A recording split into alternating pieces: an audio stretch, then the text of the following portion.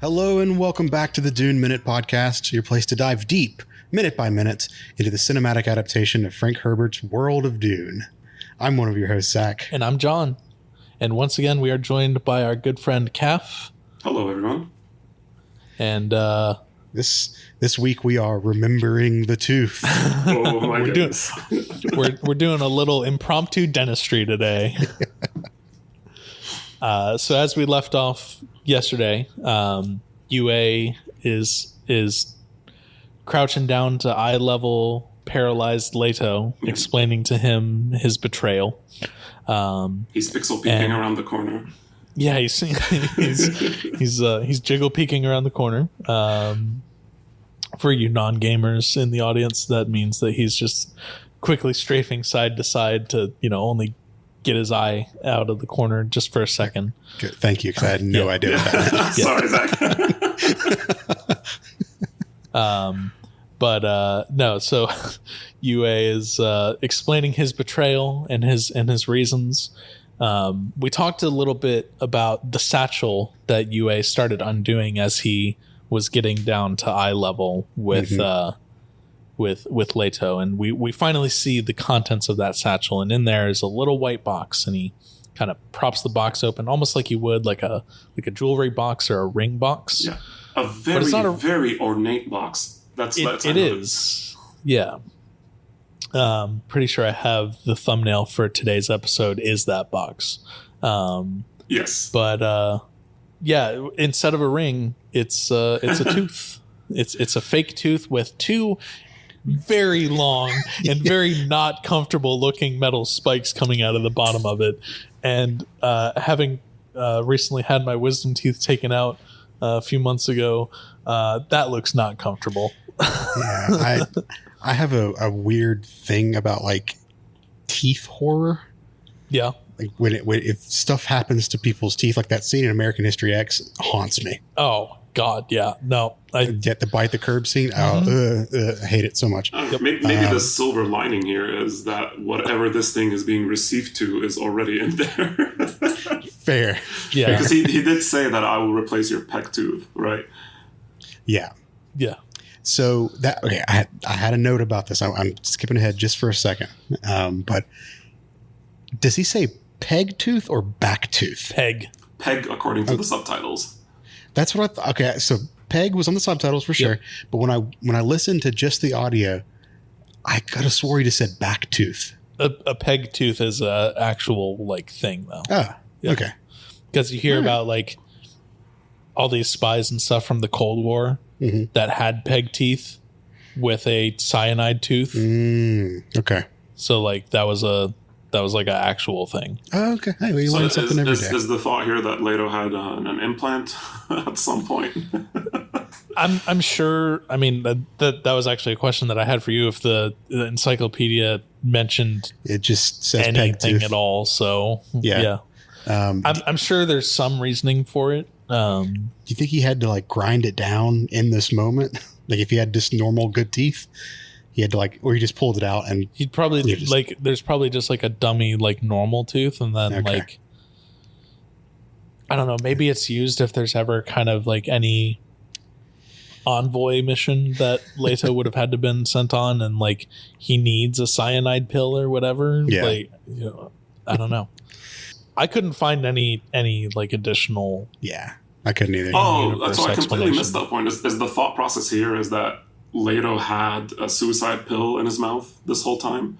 Because I had thought of it as a pec tooth, like I don't know if his tooth rotted or something at some point, and he just had like a fake tooth in there, like literally like a dental implant. Yeah, I don't know. Could be. Oh. So back to the tooth. I guess the idea here is when he bites down on this tooth, that UA is going to put in his mouth, it will eject a poison, and it will be his last breath. But whoever he is closest to or he is around, it also has a high likelihood of killing them. If you choose the right moment. Yeah. Right. Yep. So the thought process here, the person that he wants Leto to kill is the Baron. I think UA knows that he's not going to be afforded the opportunity to do this. I don't think there's a scenario where the Baron would let Yue in close enough, within proximity, so he could, kill him himself. But the book states that there's definitely going to be like a period of like gloating that the Baron will engage in, and that will be the moment when he's least expecting it for Leto to chomp down, expel this poison, and kill the Baron for Yue. Yeah, absolutely. I mean, it's the most undetectable way to get a weapon into the Baron's presence. That's for sure. Yep.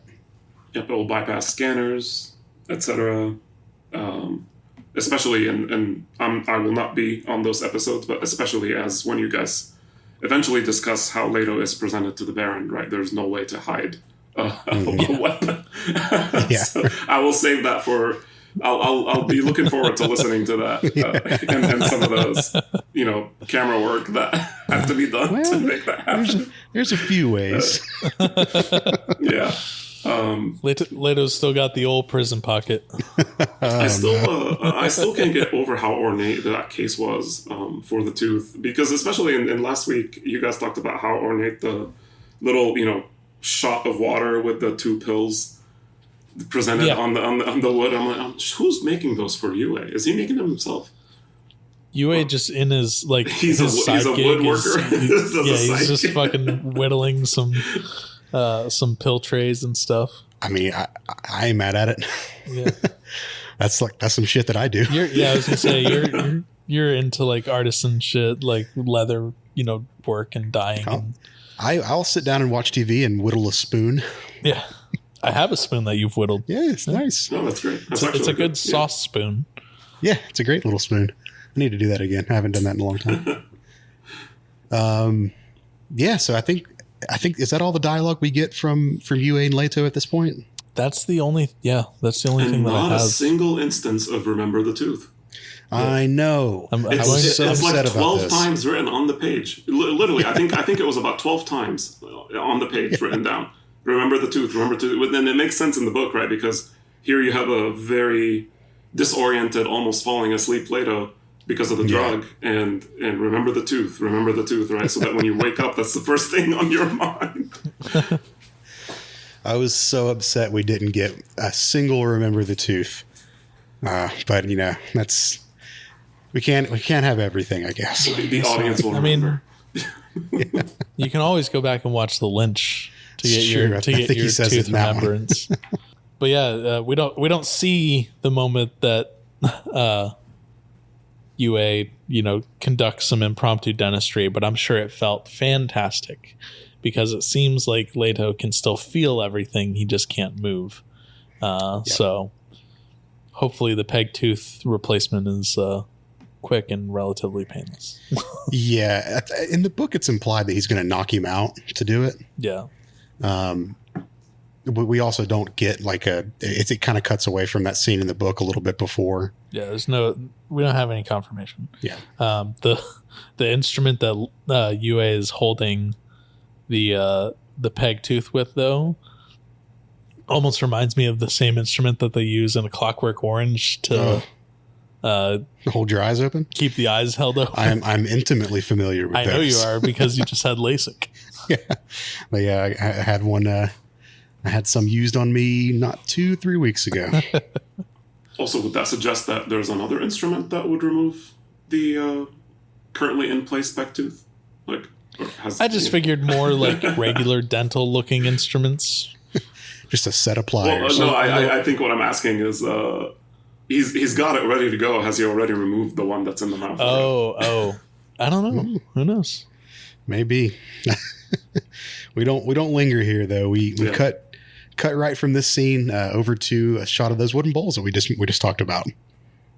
So we get the glass of water with sans pill here. No pill left. No pill, no water. Empty glass, recently drank from the looks of the water still lining the walls. Yep. And we see Paul in bed. Who's knocked the fuck out. I want to know what drugs these were. Yeah. I need some. My notes say I'm a little jealous I could use some sleep like that. Yeah. Very ornate headboard as presented earlier. In fact, he's sleeping so well that he doesn't hear the Harkonnen soldier quietly opening the door to his room. Was it? Yeah, it was Harkonnen, not Sardaukar, right? Yeah. It was Harkonnen because he was in, the black armor and everything. We do see, a camera perspective, on top of Paul's head looking down at his face. We see his eyes flutter a little bit, but nothing beyond that. Yeah. Well, his eyes flutter, and it immediately cuts to the palm grass, as you guys say, burning. Yes. Thank you.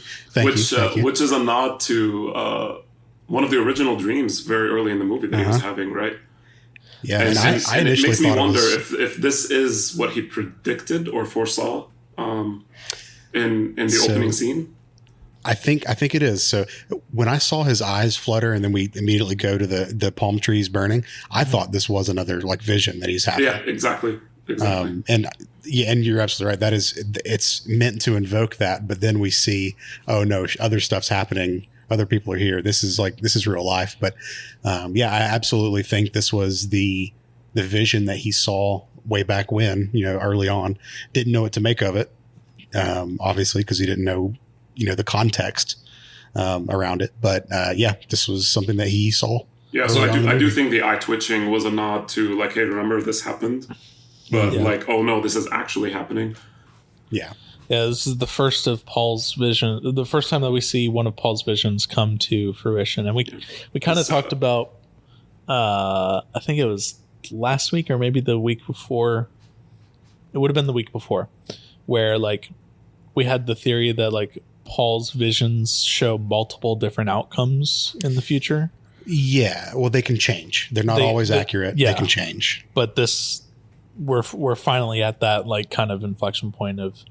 Mm-hmm. Where his dreams become reality.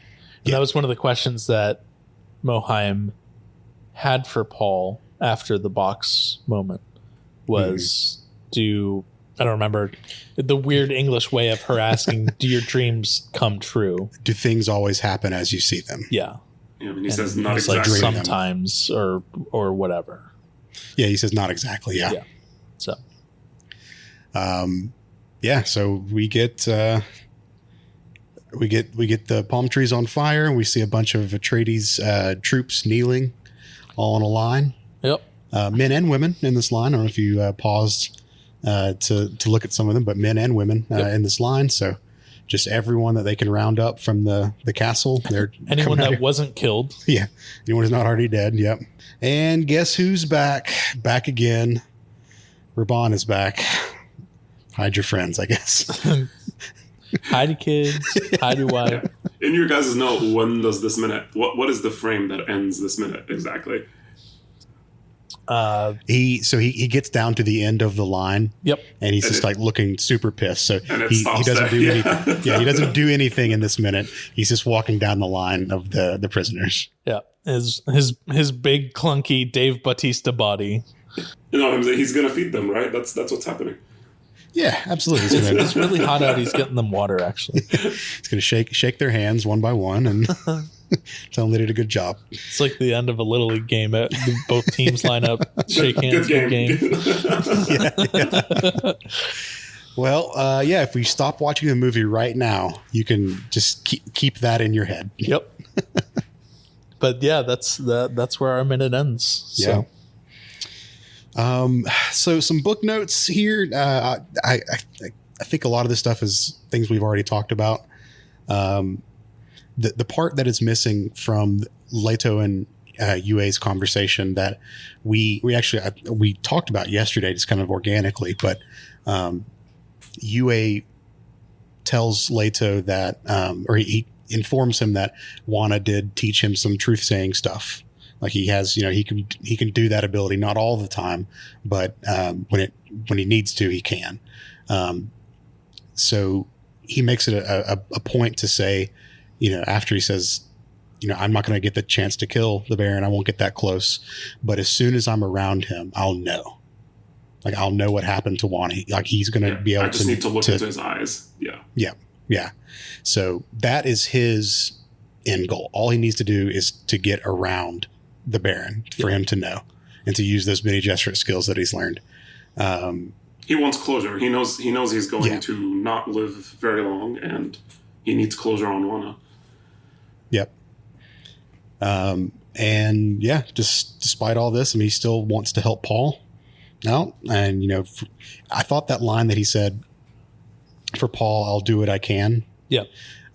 Was not an echo, but kind of a rhyme to what Moheim said to Jessica right before she left. We've done all that we can. We've done all that we can on Arrakis for you. So a nice little loose parody between the two characters. Who parody, Parity, not Weird Al. Yes. Yes. Thank you for that. But yeah, I saw it was a nice little parody there. So yeah, and then the only other note is Remember the Tooth. Remember the tooth. Just Gaff, anything else from your end? No. Wonderful minute. I think kind of, this minute and the minute prior is almost really sort of like the major kind of, I wouldn't call it plot twist, but sort of inflection point twisting, everything changes after this moment. Yeah, absolutely. I'm thinking, just thinking ahead in the movie, I mean, we get a couple more fight scenes, but this is like the pinnacle of the action, really, in the movie. In Dune Part 1, yeah. Yeah, in Dune Part 1, we get the desert fight scenes. We get some exciting moments in the desert, but in terms of like shit's hitting the fan, this is the highest, most octane fighting. Yeah, I think. I wouldn't say it's the tensest though. No, it's not. It's definitely not that. But yeah, this is where everything is definitely going the down. biggest scale fighting. Yeah, for sure. Yeah. So let's come back tomorrow for our and finish off the week with some real good fighting. I was going to say we're not done talking about some fighting just yet. So we got some of the best is ahead of us right now. So cool. So if you want to connect with us on our various socials, you've heard them a million times, but I'll say them a million more times. We are on Instagram at The Dune Minute. We're on Twitter at Dune Minute. If you'd like to send us an email, we are at duneminute@gmail.com. That's it, and we'll see you tomorrow for a Friday episode to close the week out. All right, see you then. See you.